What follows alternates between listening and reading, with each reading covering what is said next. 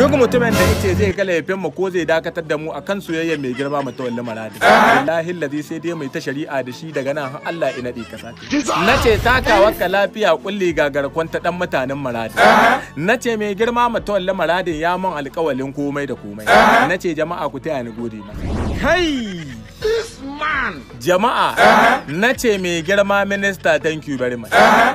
mai girma minista Dr. Bello Matawalle Maradin billahi allazi ya muna komai godiya muke mai girma Matawalle Maradin ya ce za a canza man jini a canza man tsoka ta yadda irin komi nau zai dawo firis nace na gode baba minista mai girma minista nace raba mu da sonka billahi allazi tamkar raba uwa da ɗanta ne kun san ba zai yi ba ku kai ko aljani na ce muku billahi allazi abinda isa iki ba mutane matsala ba a ganin shi lalle da ana ganin sa idan ba sai an samu wanda ya masa shegen duka nace mai girma Matawalle Maradin ya mun alƙawalin komai da komai nace jama'a ku taya ni gode masa ni na sani cewa namu ba irin nasu bane shi isa nace gurbilas izan wata kuma haya da kwanta tiluwa da farari nace takawa ka lafiya kulli gagarkon ta dan mutanen Maradin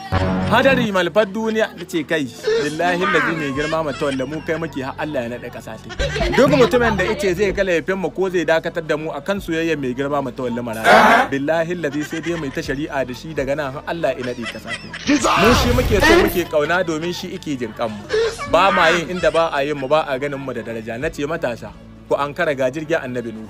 lalle ku zo ku shiga domin mu samu a fiat kowa ya samu abin da ya amfana ga mai son ku da taimakon ku yanzu kun dai gani an yi walƙiya kowa ya ga kowa ana cikin yunwa wannan jiha kowa kullun sai an sha mu kowa riga